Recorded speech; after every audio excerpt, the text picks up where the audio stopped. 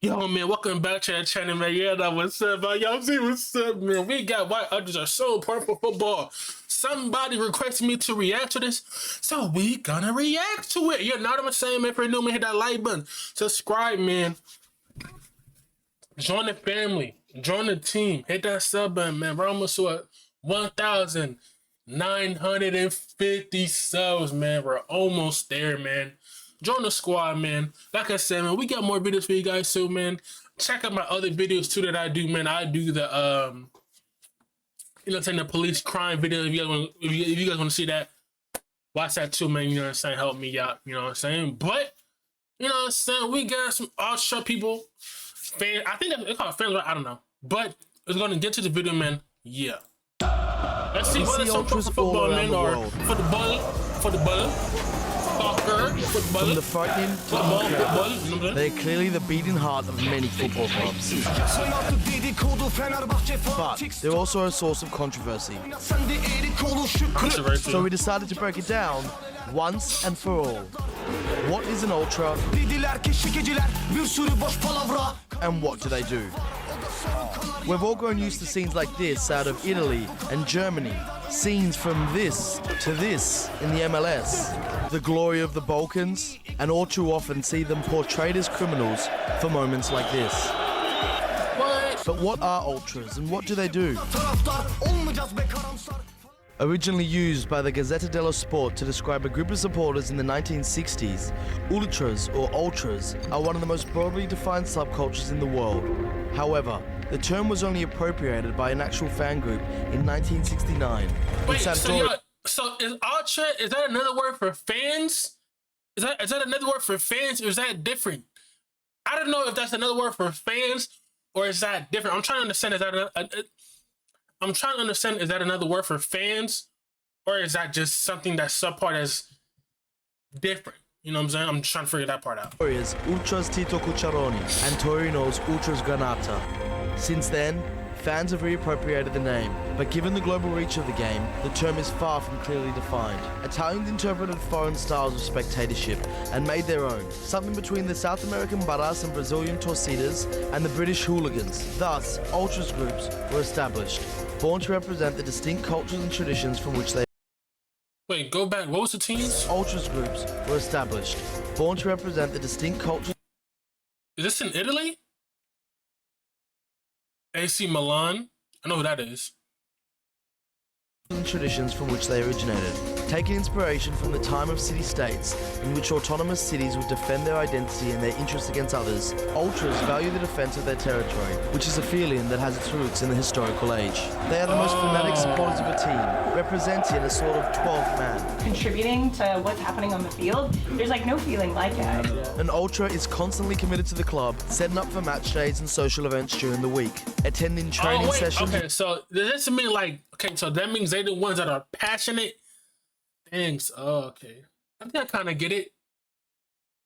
Was that another word for fan? Or maybe that'd be different. So they set up for the matches. They probably do all the posters and stuff. Okay. That makes sense. Youth games and showing up hours ahead of match day for any last-minute preparations. Oh. Away matches are especially important. It's where one proves their true commitment to the group. We played in Bremen and there were 20,000 people coming to the game and 16,000 from St. Pauli. And the opportunity to show off your pride in another territory. This comes... Oh, say they going... Oh, okay. I get it now. I get it now. This is like their life. Whoever their team is, this is like their life. They take pride to this. Like I said, man, in my other video, this is like saying if somebody says fuck you or fuck your team, what you gonna do about it? What I'm getting is like they gonna beat your ass, and yeah, pretty much say like don't talk shit about my team. We're good. If you talk shit, you know what I'm saying? You finna get your ass beat. Whatever you guys want to call it. You know what I mean? But I think this probably mean like they're probably hardcore fans. They take it to the heart. They go to the opponent teams and they show off their team. You know what I'm saying? Even if they're not even if they're not even in their own territory, they're in the ops territory, but they still represent their team. You know what I'm saying? Like, what? I'm here. What? Yeah, I'm still representing my team. What? I'm in your territory. What? You You know what I'm saying? Not like, bro. If I was born in Europe or whatever it is, you know what I'm saying? And if I had a team, I'm not gonna I might go crazy. Like, what? I'm here. What? It's my team. What? You know what I'm saying? It's like, you feel me? Like, you understand, bro? But what? I'm here. This is my team. What? Yeah. You understand? In the form of choreographies, flags, chants, banners, and fanzines. The strongest expression of these rituals are usually reserved for anniversaries of the clubs, legendary players, the fan groups themselves, derbies, rivalry games, and finally, big cup matches. Bro, rivalry games. Ultras have always been characterized by their rebellious nature. Unlike the British, whose support largely rides on reacting to what's happening on the pitch, Ultras make their own show, beyond the result. Eddig nagyon nagy munka van mögötte, akár egy hónappal előtte nekiállunk. Ezt a klub nem finanszírozás, saját erőnkből alkotjuk meg mindig, saját szabadidő és anyagi tekintetben is. Bro, okay, I get that. This, okay, now I see why you guys said that. You think Europe, all that is better. Okay. Because, bro, they're using their own time and their own money, bro. They don't have to be there for the club, but they love the club they love the club so much. They passionate, bro. The club is not even giving them resources, bro. It's them. They're giving their own time and money. Oh, okay. Okay. Drums, flares, megaphones, smoke bombs, the opportunity to freely express a collective idea and a unity of devotion all contribute to this atmosphere. Whenever possible, Ultras will march through a city in a corteo, making sure their presence is well known. The group mentality is essential to being an Ultra. Rivalry and friendship are the most confusing and turbulent parts of Ultras culture. Of course, there are derbies between two teams of the same city or town, but the motivation behind friendships and distances between these relationships can be truly remarkable. Despite being rivals, Genoa and Sampdoria both have a friendship with Boca Juniors for their connection of immigrants established in the club. Crvena Zvezda's Delier, Olympiacos Gate 7, and Spartak Moscow's Fratria have a connection based on being the dominant team from three Orthodox nations. Just as Ultras took inspiration from political protest, the actions of Ultra groups have been influenced by political ideology. So I think it's so important, like say if you're a fan, say if you're a fan of one club and then it's like another club in like the same city, like, do you guys beef with those fans in that club because you know what I'm saying? Like, do you guys beef with that club and that fan, or is that no? Hold on, y'all. Give me 1 second. All right, like I said, like it's like what the fans are like. Do you guys beef with like other fans from another team, or is that not how it works? I don't know. Okay, let me know below. Ranging from avowed nationalists to anti-fascists. For example, Celtic's Green Brigade, who forged international links and friendships with other anti-fascist ultra groups across Europe on political grounds, as can be seen with their friendship with German side St. Pauli. While on the contrary, Lazio's Irriducibili consider Livorno and Atalanta among their biggest rivals due to their political stance. Lazio's ultras consider themselves to be far-right, while Livorno and Atalanta fans are left-wing. In recent decades, the culture has become a focal point for the movement against the commercialization of sports and football in particular.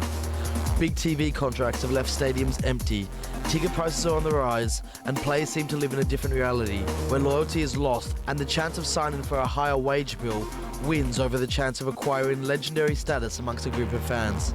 To ultras, football at the highest level often feels like a sanitized product, built more for those in the main stand like than commercial that also suites. what gives teams more money to like endorsements or like companies that's like sponsoring the team, sponsoring the club, because it gives them more resources and more money. You know what I'm saying? To expand their team and get the team to a better place. You know what I'm saying? And for the most devoted fans behind the goal. Simultaneously, authorities continue to innovate new forms of repression against fans. Magyarországon egy stadionban, legalábbis itt a Fradinál, kell egy személyigazolvány, egy szurkolói kártya, ami tartalmazza a születési dátumot, az embernek az édesanyja nevét, e-mail címét, a címét, illetve a tenyérlenyomatát.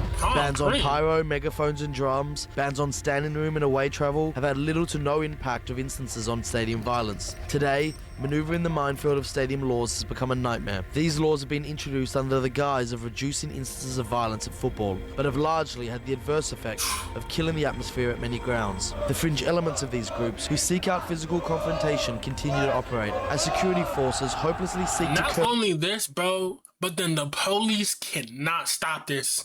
The police cannot stop this at all. The police cannot stop this, y'all. They can't. You know how crazy that is? That even the own police cannot stop this, bro.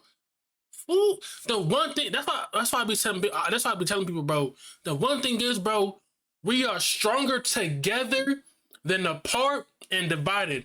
When we come together like this, no matter what race you are, do you know how powerful we are as one? Because then police can do nothing, the government can do shit about it. Because when we are together, it's better when we are together than apart and beefing with each other and out here trying to kill it. You know what I mean? When I see this right here, mine be we are stronger together than apart. You know what I'm saying? curb it through football-specific legislation. This has left fans feeling criminalised, suspicious that states and corresponding football federations would rather see them banished from the game. Whatever your club or political affiliation, the breadth of Ultras culture around the world is a testament to this beautiful game. At times, this passion can escalate into violence, but this is not an Ultras problem, but a societal one. An Ultras group's existence revolves around intense, coordinated support for their team through vibrant displays during matches, making noise on the terraces, and highlighting, publicising, and furthering issues affecting their local territory and in solidarity with other supporter communities. In Egypt, the Ultras of Al Ahly and Zamalek have largely been credited for their pivotal role in the uprising of the Egyptian revolution. These are just a small number of the incredible initiatives regularly organised by nearly every Ultras group in the world. Like all groups, Ultras are hard to stereotype and even harder to define. But one thing is for sure, Exactly. they are not all criminals, and when it comes to football, they remind us of a purer game.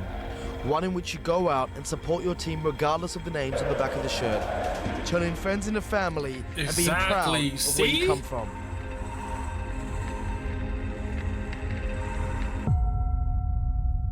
See, thank you. That's what I mean right there, bro. In Europe, bro, it doesn't, bro. Like, regardless whoever's on your team, bro, you're gonna support your club. That's what over there is so much better because it doesn't matter who's the name on the back of the jersey, bro. If that's your club, your team, you're gonna support your club, no matter who's on the team. You know what I'm saying? Let me know what you think down below, man. That was a great video. I understand it now. What that means, I do understand it now. Y'all crazy over there, but I understand it. Y'all passionate about the club, and y'all love the game. Y'all do. Yeah, we out though, man. I'll see you guys later, man.